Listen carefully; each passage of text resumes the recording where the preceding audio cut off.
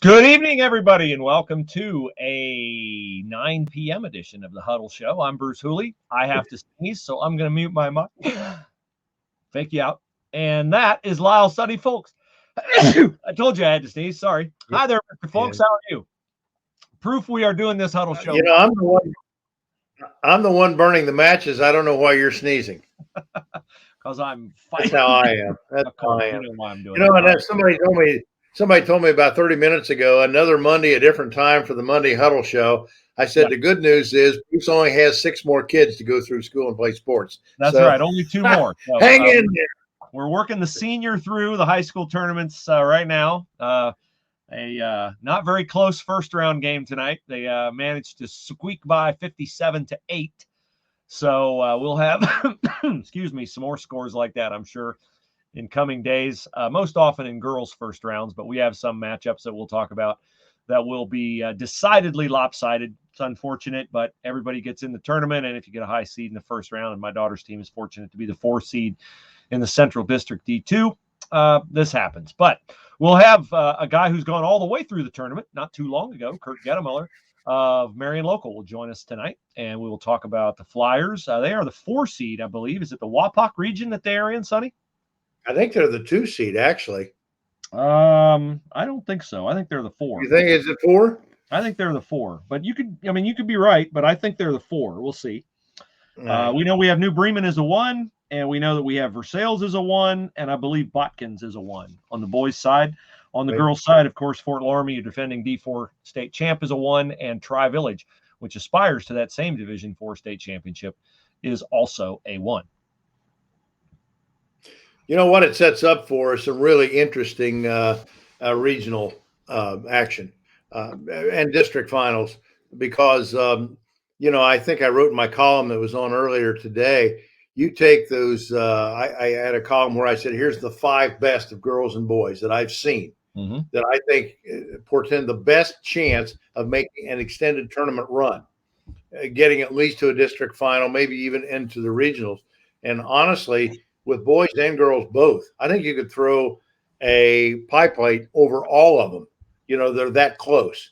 And, that makes for a great climactic finish when you get to that deep into the tournament. And as you just said a moment ago, those ugly games in the early rounds, I've always said, why do those have to be played? It's just like football.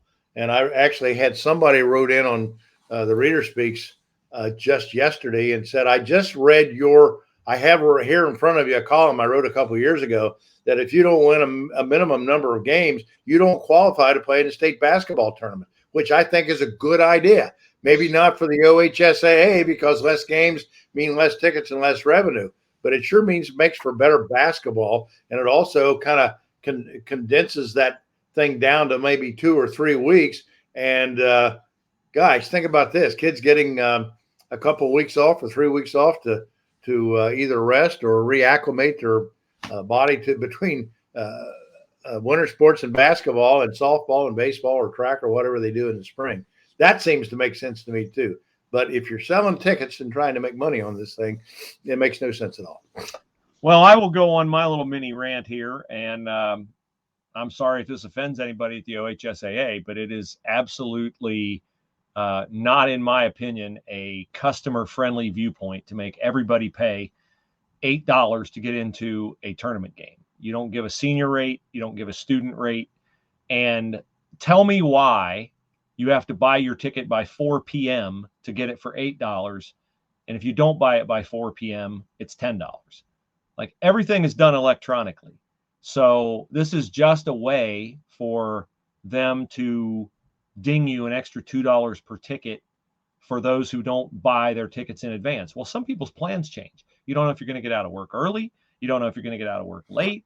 We are in the wintertime. There are road conditions that intrude. There are people who have more than one child. Maybe they're late getting out of play practice or band practice, or they got to stay home. You can't find a babysitter. So I just think the OHSAA, it's a naked grab for money. I'm sorry. I like a lot of people at the OHSAA. I would tell this to Doug Ute. I'd tell it to other friends that we have there. But just because you can do something doesn't mean you should do it. And I think that customers remember this, and I think it builds in some resentment that is completely and totally the creation of the Ohio High School Athletic Association that does not need to be there. That's just my personal view of it. Well, here's another personal view I have. I mean, we live in a day where you have to compete for a lot of things for people's expendable money, and it better be good. And if you just paid $8 to see 58-7 or whatever you said the score was, that ain't good. And frankly, I would not pay that, and a lot of people won't. And they're in a competition right now for movies, for whatever else is out there, going to dinner, whatever. There's a lot of options now that didn't used to exist when tickets for a tournament game were $3, $4, $5. And, it is what it is. It's a value. It's a buyer's market now. I don't care what the service or the product is. People are going to shop around and they're going to make a good buying decision. And 58-7. And please don't tell me, well, you're doing it to support the kids. Not anymore. I mean, people don't necessarily think in those terms. They're thinking, what's the best way I can spend $8, $10, or $12 or $15, depending on what level of the tournament it is that you're going to see. Well, and let me build in another part of that. I mean, I consider myself to be extremely middle class on income. And I think a lot of the people who are Press Pros readers and like me have kids who play sports, and it's really not an option not to go if your child is playing. And you sometimes don't have an option, but you take the whole family. We're talking about gas right now at $3.30 a gallon, $3.25 a gallon. Our family gas bill last week for 3 drivers, 2 people driving to work, 1 person driving to school. We spent $160 in gas last week for 3 vehicles. We don't drive an inordinate amount, maybe a little bit more than the average person, but I think most of the people in our coverage area are probably spending somewhere in the neighborhood to $200 to $300 a week in gas. And so when you're charging people an extra $2 per ticket to a state high school tournament game just because you can, because, they forgot to buy it online by 4 p.m., again, I'll say it's something the Ohio High School Athletic Association can do, but it's not necessarily something that I think builds a friendship with your customers, and people remember those kinds of things. And I think it also is not fair to the local athletes who would be getting more support from their home fans or from fans who travel and support them on the road, particularly in first and second round games, if in fact you weren't feeling like you were getting charged more than you have to be charged to go see a game.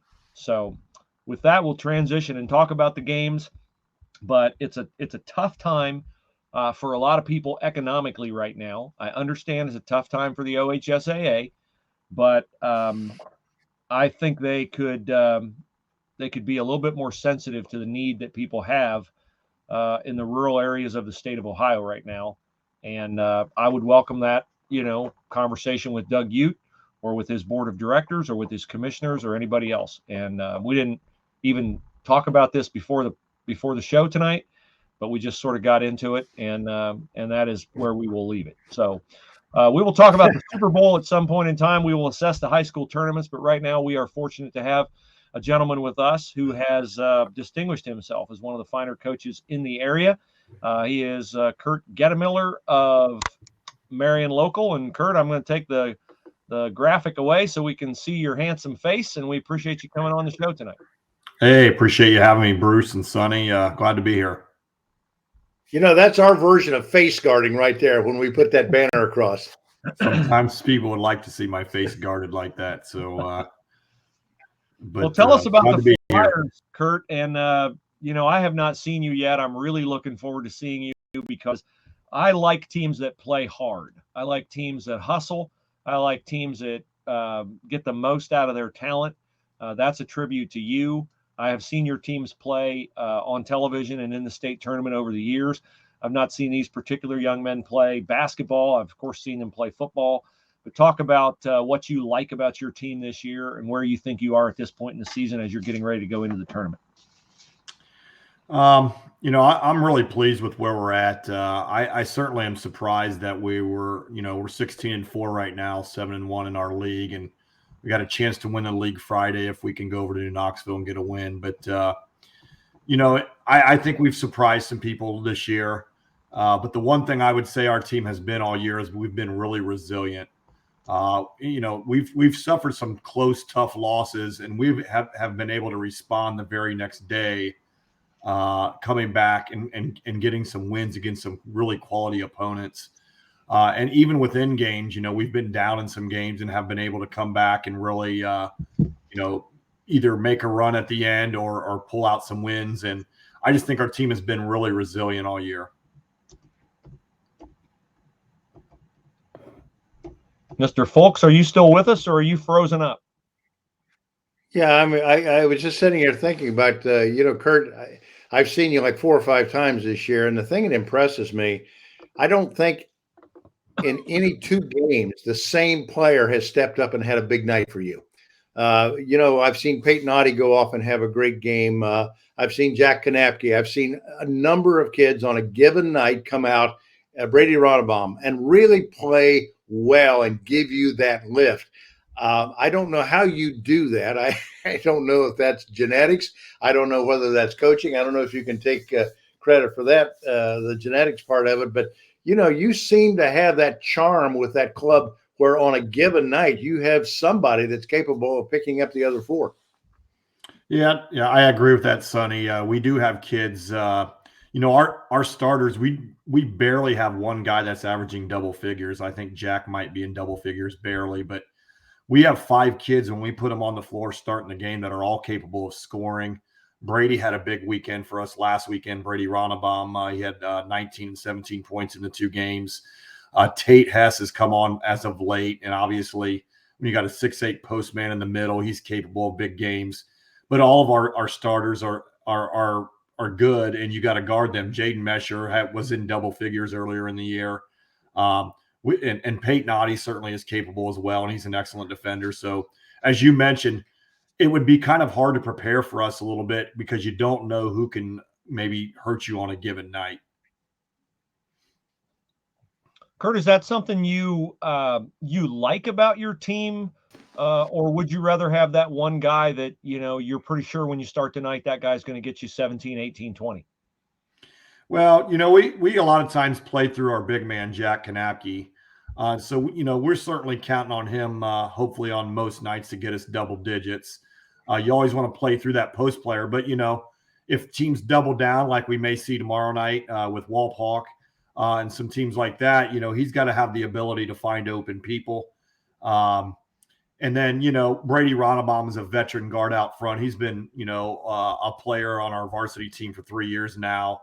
And so, I would kind of consider those 2 guys maybe our go-to guys.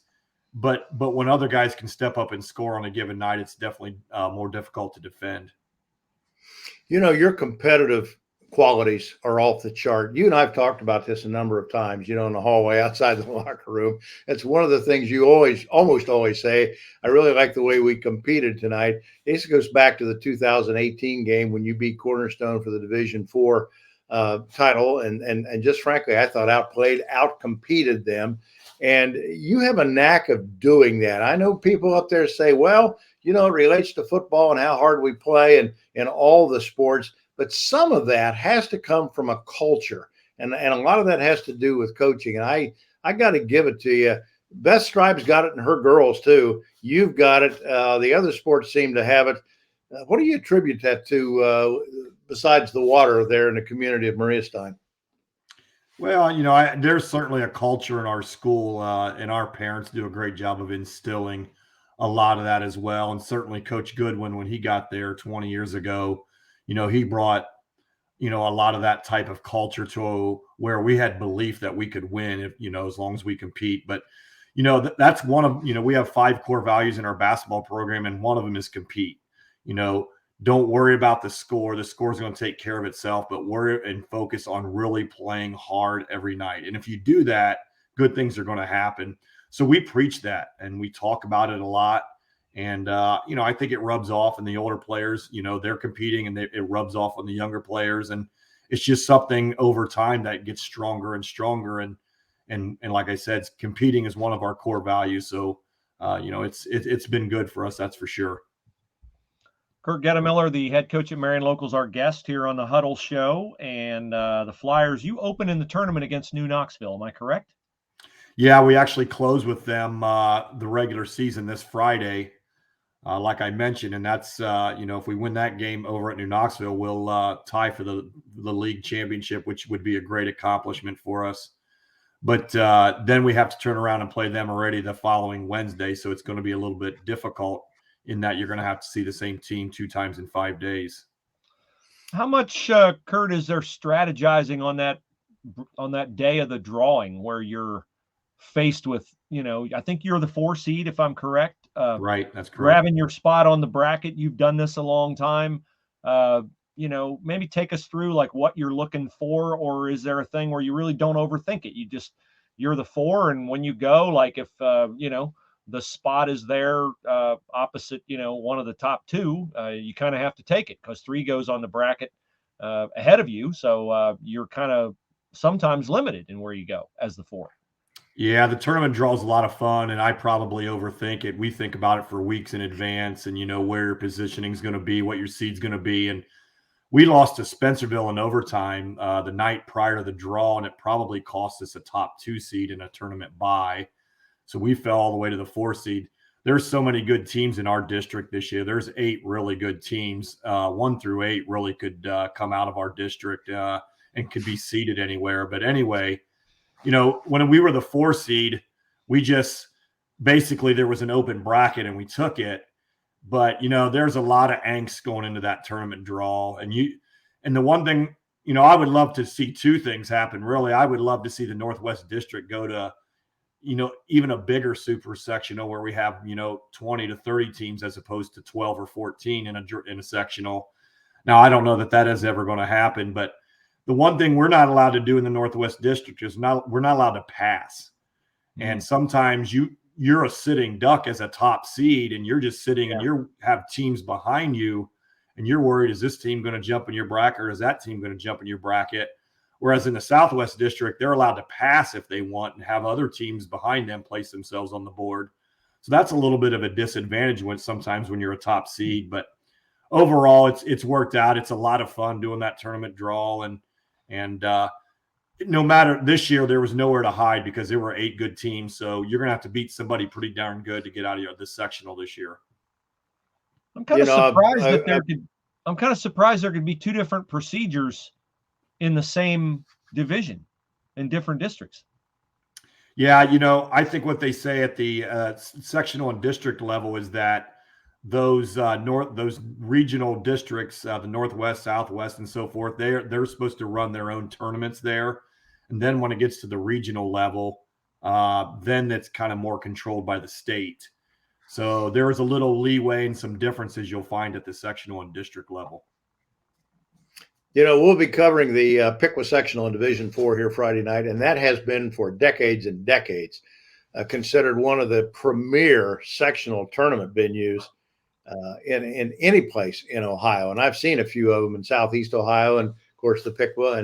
But I'm leading up to saying what you do in Wapakoneta, that is as competitive. It's a beautiful gym. They do a superb job of hosting that there. And actually, because you play so many rival teams from your own league, that has to be a fun. I know it's one and you could be done, but still there has to be an element of fun for the kids to go out there and play a New Bremen or a St. Henry or somebody they're familiar with. Yeah, and I've been to that Piqua sectional a few times, and it really gets super loud in there. The environment is tremendous, and I would say our venue at Walpock no doubt rivals that as maybe some of the best sectionals in the state. As you mentioned, a lot of times we're playing league teams that know each other so well, and it's a lot of angst when you get there because you're going to be playing 2 good teams to try to get out, and it's a lot of fun. It's a great environment. I would put Piqua and Walpock right as 1 and 1A as 2 of the best sectionals in the state. Yeah. Well, Coach, we appreciate you taking the time to join us tonight, and I hope things go well for you guys. Good luck on your Friday night game, getting a share of the league championship. That would indeed be quite an accomplishment. The kids from Marion are a joy for us to cover. You and Tim do a great job. All your coaches do a great job over there. I really love the discipline in your program, the way your kids pull for each other, and the spirit in your community. It's great for us to be on the fringes of that and to experience that. So we certainly wish you a long tournament run this year. Well, thank you, Bruce. Thank you, Sonny, for having me. We really appreciate the coverage anytime you guys come out and cover us, and you guys have a good night. Thank you very much, Coach. Well, let me share that. Let me share this before you get away. Every time we go up there, it's a great experience, and you guys couldn't be greater hosts and more appreciative of just the effort that goes in for people to come in and cover the Flyers and cover the MAC conference, and we appreciate that as well. And that's a great relationship. We always look forward to it. Thank you. As I mentioned, we really enjoy your coverage. Thank you, guys. Thank you, Coach. Have a good buddy. Weekend. Bye-bye.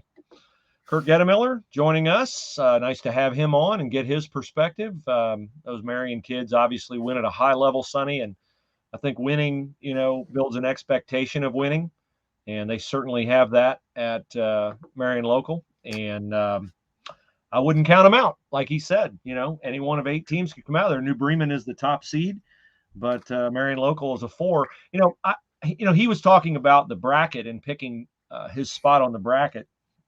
And I didn't ask him this because I didn't want to put him in a situation where he has to brag on his own team or brag on his own tradition. But my supposition would be that Marion has a style of playing, and Marion has displayed an attitude and a commitment over the years, that Marion is one of those teams that you're hoping you don't land next to on the bracket in the first round because of the way the Flyers play and what their tradition has been. Well, and to the point that I made to him, another reason why you don't want to play them is because you're not going to – odds are you're not going to be lucky enough to go out and shut them all down. Yeah. He mentioned Tate Hess, Brady Ronnebaum, Jack Kanapke. It goes on and on. Mesher, Peyton Oddie.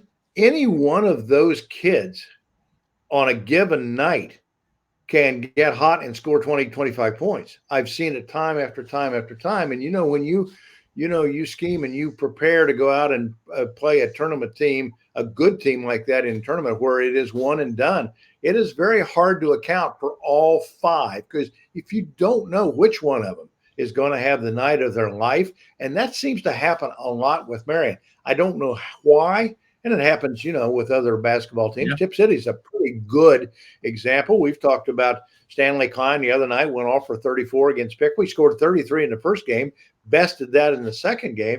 But they've also, got other kids there like Gavin Garlitz that can score 25 points on a given night, had 7 the other night. So that's what makes Marion. It's what makes New Bremen. It's what makes Versailles such a strong contender, in this postseason, because on any given night, of those 5 kids out there, you don't know which one of them might come back to bite you. Well, and I think, that's definitely true of Fort Loramie girls as well. I mean, you talk about last year in the regional semis against Minster, if you're Fort Loramie, you got to shut down Ivy Wolf. If you're Minster, you're not expecting Jaden Putoff to score 21 points. I mean, you're worried about Kenzie Holscher or somebody like that. You're not worried about Jaden Putoff. She had a phenomenal game in her regional semis. And that balance is, sometimes you need to have somebody step up for you on the night that your star or the person that you're counting on has an off night, or the other team does a nice job defensively on them. Maybe they don't have an off night, but they just take them away. And if they're an unselfish player, they'll find the open player. And it's to any team's credit that they have somebody who can step into that breach and provide a big night.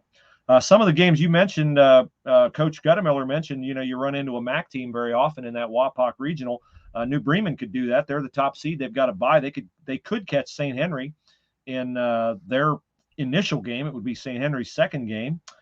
We talked about Marion Local playing New Knoxville. Friday night at Piqua, we've got Jackson Center against Houston, 2 teams from the SCL playing it off. And then right after that one, Troy Christian from the TRC is taking on Sidney Lehman. So there's an intra-conference battle.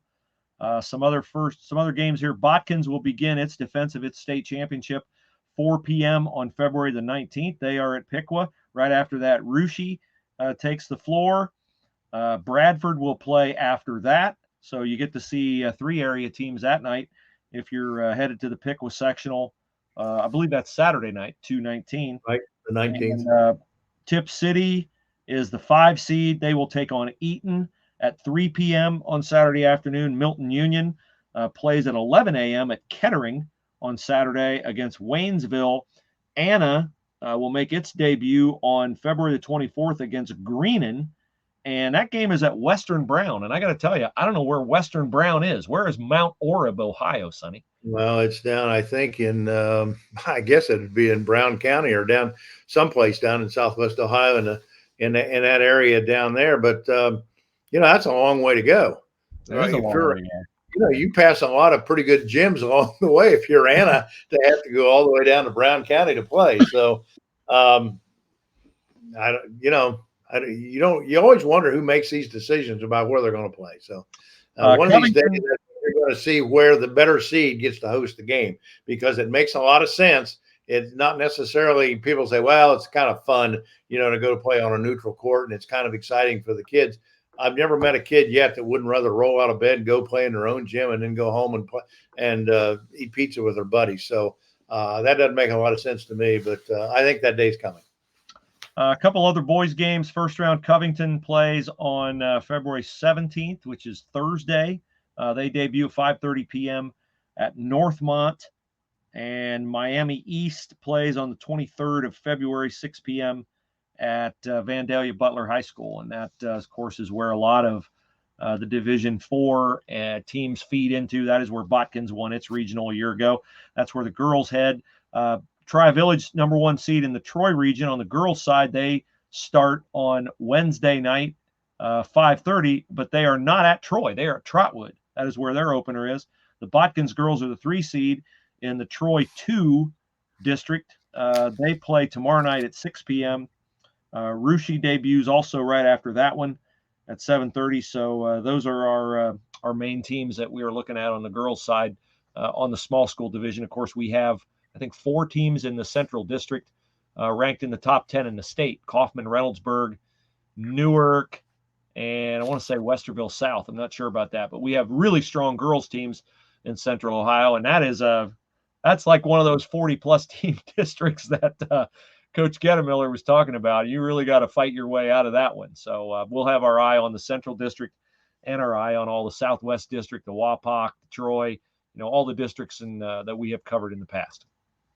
I don't necessarily pay attention to this. I'm not a historian of basketball for the sake of a statement like this, but I can't remember a year where there have been more teams of expectation as there are this year. Now, there's always number 1 seeds, but number 1 seeds doesn't necessarily mean that people expect you to get to the regional round of the tournament. Well, they expect that at Tri-Village. I think they have a high expectation for that for Botkins. They're the defending state champions in Division IV. They've had some injury issues up there, but they're still a very, very good team. I guarantee you the coach that we just had on here has got that kind of expectations for his team at Marion Local. You look at even a team that I think is outside that bubble of expectation, like Milton Union, or 16, 17-4, maybe 18-4 at this point. There's another team that can sneak up on you and do damage. Troy Christian is one. I've been kind of pushing Tip City here because I've seen them play so much this year, and I like the style with which they play because they have so many shooters. They can even bring kids in off the bench that can shoot the 3-point shot. So I just think there's a lot of teams. New Bremen's another one. Teams out of the MAC, certainly Versailles. They've been waiting for years to break through in Versailles since the days of Kyle Arns. And then Justin Arns came along. And this year, they've got size, they've got experience, they've got some depth. So again, when you mentioned girls with Loramie and Tri-Village and some of the other area teams that are around, Russia, you can't overlook them. Minster. Minster hasn't had their typical breakout year, but they're still so well coached. You have to respect them. New Knoxville, a number 1 seed that just won and ran the table in the MAC to win that league title. I don't think I can remember a year where there has been so many teams of expectation. Yeah, I was remiss in leaving out New Knoxville. They are top seed. They play their debut 7 p.m. on February the 16th. Minster and Fort Recovery could end up playing each other in that same district. New Bremen debuts on the 19th at 1 p.m. Their girls team, Marion Local, is the 2 seed, and Marion Local will play at 1 p.m. on the 19th at Lima Shawnee. So we definitely have a lot of good girls teams. And yeah, you're right. The Versailles boys, top seeded in their district, they will debut on February the 23rd, 7:30 p.m. at Butler. They lost a heartbreaker last year down at Butler in the district, and they obviously have more experience this year. Connor Stonebreaker's much more experienced. The McEldownies are much more experienced. Those guys were all part of Versailles' Ryan Jones State Championship team in football. So that winning culture, which we talked about with Marion Local, definitely applies to Versailles. They've got really good athletes, and they are expecting a deep tournament run as well. Most people were not expecting a deep postseason run by the Cincinnati Bengals, except this guy picked them to win the AFC North way back in September. And I grew up a Browns fan, have been a Browns fan. I do not find the Browns to be a team that's easy to like because of the attitudes of some of their guys like Baker Mayfield and Odell Beckham. So I was rooting my little tail off last night for the Cincinnati Bengals to win that Super Bowl. And I am of the opinion that they got royally hosed by the officials on the last drive by the LA Rams. I'm very sad that the Bengals lost the Super Bowl 23-20. Well, I think the officials probably didn't help them out because I, like you, and we talked about this before we came on tonight, that game was officiated for 3 quarters one way. And then in the final quarter, they cracked down on hands. They called holding on Logan Wilson on that one play. I don't have any problem with the penalty they called on Eli Toast Apple, at the goal line there on that pass interference call. But I have a big problem with the penalty in the back of the end zone on Von. Was that on Von Bell? The hit, he hit you too hard. Like, that penalty drives me crazy. It's football. You're supposed to let the guy catch the game-winning touchdown pass in the Super Bowl, or you try to hit him and separate him from the football. To flag that play was ridiculous. Well, the issue that really came back to haunt the Bengals were their deficiencies on the offensive line, and I think what their deficiencies are in the secondary. I don't think they're very good in either one of them, frankly. And what concerns me more than them losing yesterday is I think they have and I've never been a pro football fan. Not necessarily. And the reason why it doesn't have anything to do with the Browns or the Bengals, I've always questioned the integrity of it because there were almost $750 million bet on that game yesterday. And when there's that much money at stake, you always wonder, is it legitimate? Did somebody conveniently drop a pass, or was there a call made? Or I don't want to go into that necessarily, but it doesn't interest me because of that. But what does interest me is the fact that I'm a big Joe Burrow fan. I really admire him, and I think he's going to get killed because I know Mike Brown is too cheap to go out and spend the money necessary to take the next step to make them competitive, consistent, and give themselves a chance to get back to the Super Bowl in something less than 31 years. I don't expect that to happen. And then when in 3 or 4 years, when it comes around where he's got to pay Joe Burrow, he's got to pay Higgins, he's got to pay Jamar Chase, he's got to pay Tyler Boyd. It's bon voyage, boys, because, we're a small market team, and we may be the one of the richest teams because we don't spend any money, but we can't afford to pony up and pay the price of poker. So that's what bothers me the most about the Bengals. And this is not just something that you see over the last 5 years. This has gone on since the old man died. And their management style befuddles me. And if I was a fan, it would be very hard to be a fan of the Bengals. Well, I'll say this. They've been to the Super Bowl 3 times. That's 3 times more than the Cleveland Browns. That's true. If you're waiting. And let me say one thing about Chris Collinsworth, okay? I keep hearing Chris Collinsworth is like the greatest analyst of all time. Chris Collinsworth is a company man. Because when he had the chance yesterday to light the officials up over that bogus call on Logan Wilson, he took the company route and didn't say a word. And he also made an inane statement late in the game that he's never seen two guys deliver more in the clutch than Matthew Stafford and Cooper Kupp. Does Chris Collinsworth have a twin brother who played in 2 Super Bowls against Joe Montana and Jerry Rice? Or is that the same Chris Collinsworth who was in the booth last night? Because I would think if you watch Joe Montana drive the 49ers down the field to beat your Bengals in the Super Bowl, you would not make an inane statement like Matthew Stafford, who almost lost that game for the Rams by constantly overthrowing guys. He was trying hard to lose that game. The officials just wouldn't let him do it. And so, yeah, I'm down on Collinsworth right now because I thought he did a lousy job of analyzing that game, taking the company route to preserve his paycheck. I can honestly say I'm glad it's over. I enjoy high school football. I enjoy college football. I'm glad it's over. We move on to I think, one of the more exciting points of the year. You're a basketball fan. I'm a basketball fan. I am. I get that. The thing is to put the ball in the hoop, and I enjoy seeing that. I enjoy this tournament season that's coming up immensely. I say it again: if you don't win 8 games in the regular season, you have no business of playing in the state tournament. I don't care if you hate me for saying that or not. Look, I'm a quality over quantity guy. And people say, well, the kids get to experience the tournament. Then let them work to earn that experience. Don't bore the rest of us with 58-7. What was it tonight? 57-8? 58-7.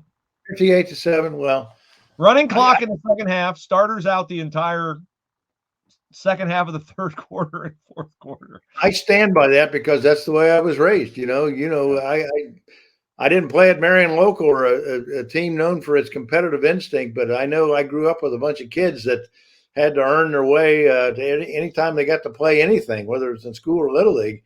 You had to go out and bloody somebody's nose to do it. And so that's how I grew up, and I think that's good for kids. I think it's better than just to say, here's a gift for you. Go out and get beat by 49 points in the tournament and remember what a great experience it was. So this is the next month is the best, season of basketball you're going to get. I mean, the tournaments are phenomenal, and it's heartbreak. It's exultation. It's just like the postseason in football, but you don't have to wait for a game, on Friday night and Saturday night. We got games almost every night of the week. So we're really looking forward to covering the Central District and covering our districts over in the Southwest and in Western Ohio and all that. We are big fans of basketball. And you know what else we're big fans of, Sonny? We're big fans of our friends at Lehman's Old Time General Store. Yes, we are. Never mentioned them. And you can win a $50, right there it is, a $50 Lehman's gift card every month. Every month. They are an exclusive sponsor of our Lowdown, which we do about 4 times a week. You find the video on the front page, the homepage of PressProsMagazine.com. So email us, PressProsContest@gmail.com. PressProsContest@gmail.com. And all you have to do is say, I want to win. I want to win. We also have some cool items like I've been talking about, the Para-Hatchet. This is what you need to prune your apple trees, Sonny folks. This Para-Hatchet right here. Or this hand crank solar radio, shortwave radio, or any of the other cool items that I've demonstrated from Lehman's. And you can shop online right now at LEHMANS. But get those entries in to win your $50 gift card to Lehman's. We'll draw at the end of the month from all our entries. PressProsContest@gmail.com. PressProsContest@gmail.com. I'll put it on the crawl at the bottom for those of you who didn't catch it or can't remember it. PressProsContest@gmail.com. Do you have any Reader Speaks emails for us tonight? Or what do you want to say about where you're headed on Wednesday? We'll talk about that, but before I talk about doing your apple trees, when I show up to prune those apple trees, I'm going to bring a steel chainsaw. Yes, I know you are, because my apple trees are in need of it. They are in need of it. Yeah, they need a little bit of thinning. This weekend, the NCAA Division I baseball, all NCAA baseball opens this weekend, and I'm leaving for Thursday morning, actually Wednesday night, to go with the Buckeyes to Port Charlotte. We'll see them play Marshall University on the Friday night in their opener, and then back-to-back games with Indiana State and the Brigham Young University, whatever they're called. Cougars. Cougars on Monday afternoon.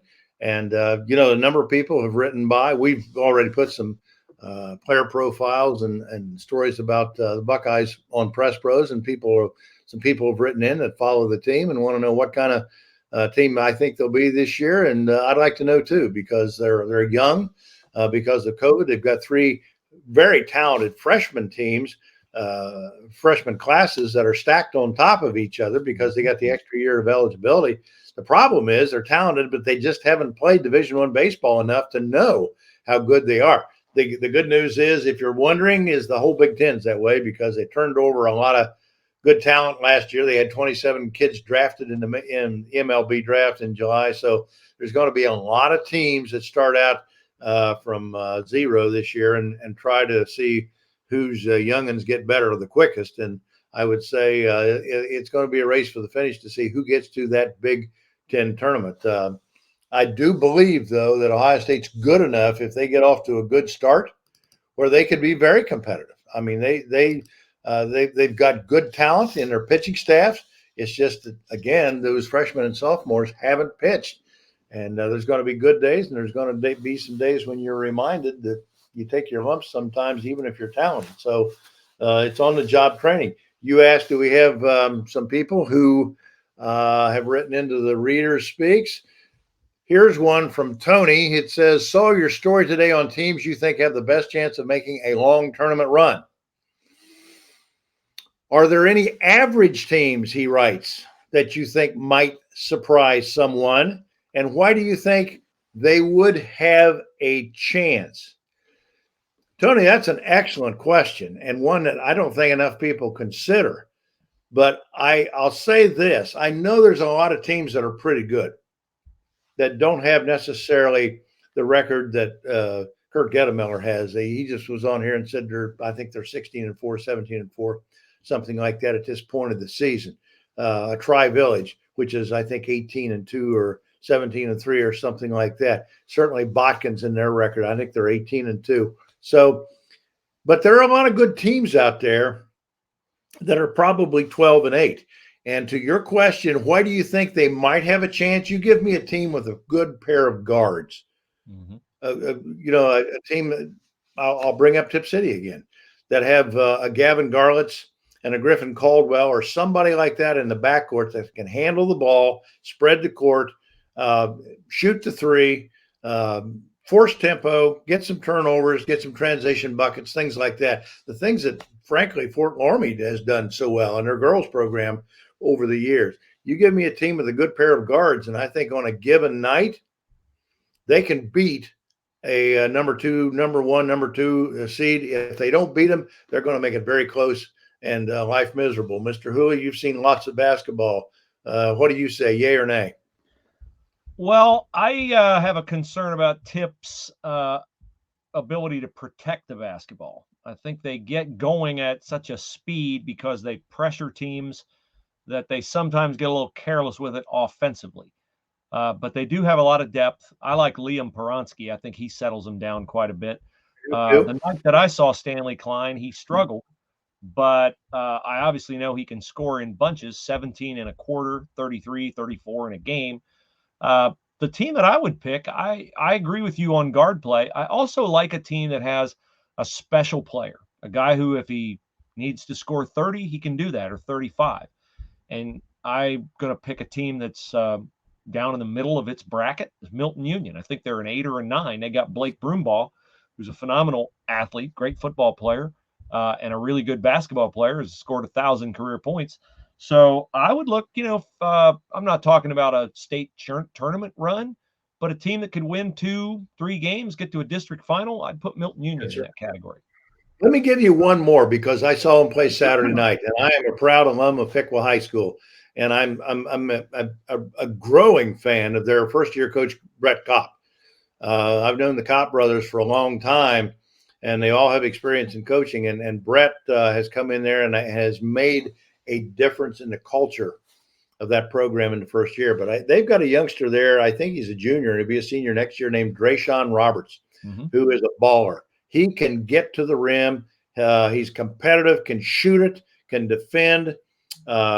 Really a great athlete getting up and down the court. He's one of those guards that I just mentioned, along with Bryson Roberts with the Indians. I think the Indians are a threat.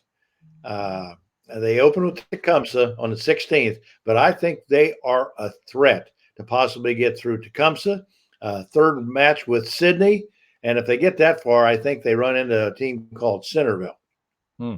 That could be a problem. That might not be so doable, but I think they've got a very good chance of opening some eyes and making a statement with the way that I have seen them play. They just recently, before losing on Friday and Saturday night to Troy and Tip, had won 7 consecutive games.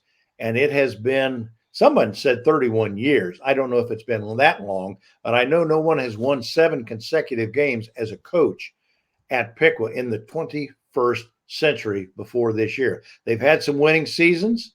Marcus Bixler, when he was there in 05 and 06, I think had 15 win seasons back to back. But to have won 7 consecutive games like the Indians did this year under Brett Kopp is a remarkable step in the direction I know he wants to take that program. I would be a little bit wary of the Piqua Indians. Very good.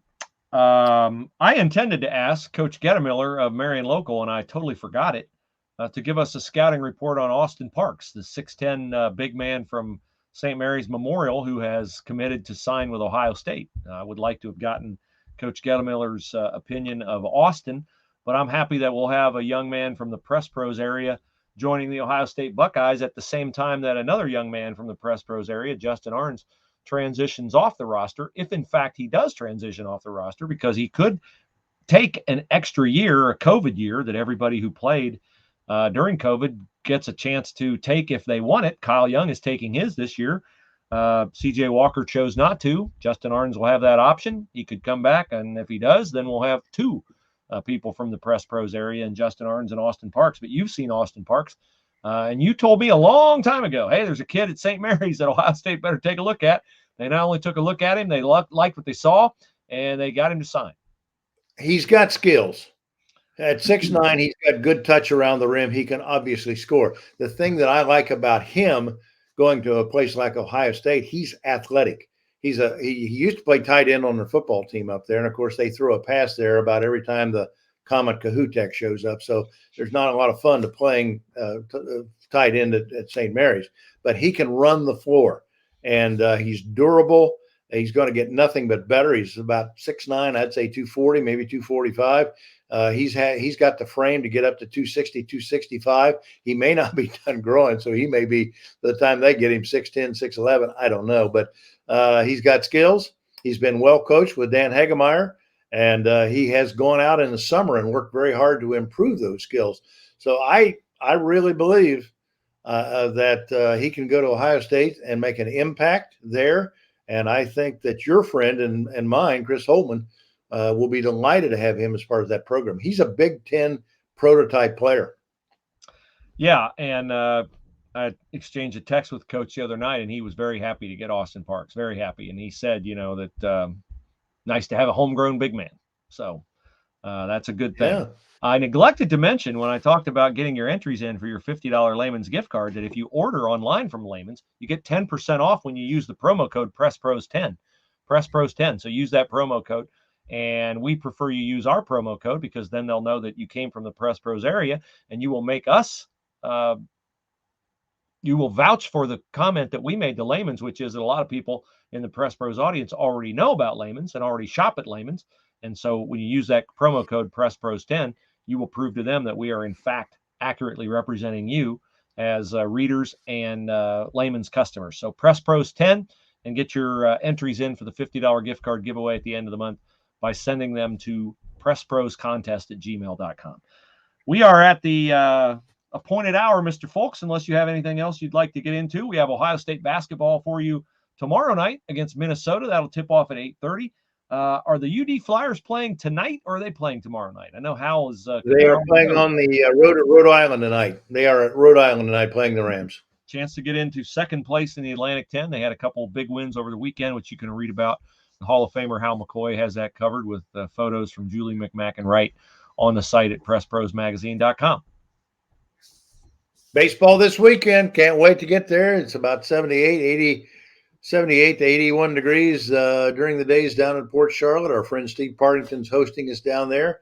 You can. Jacob Vitt says, "Amen." Jacob, you bet your life. Amen. Jacob said amen at 9:08 p.m. And I think that was in relation to our perhaps my rant about ticket prices. Maybe not. I don't want to put words in Jacob's mouth. There's our friend Brian Bayless, excellent shooter, says, "Good evening, gentlemen." And Debbie is wrapping up the show tonight. She says, "Great show tonight, guys." And Truman, go to bed. How's Truman doing there, Mr. Folks?